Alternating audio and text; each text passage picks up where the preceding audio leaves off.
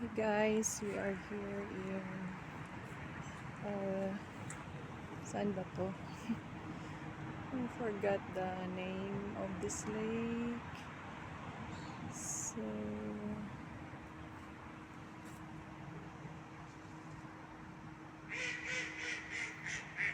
madaming ano dito. Kunin ko yung bag ko baka makuha. Ay, meron pa naman akong 1 million charot. 1 million resibo ng mga utang. So guys,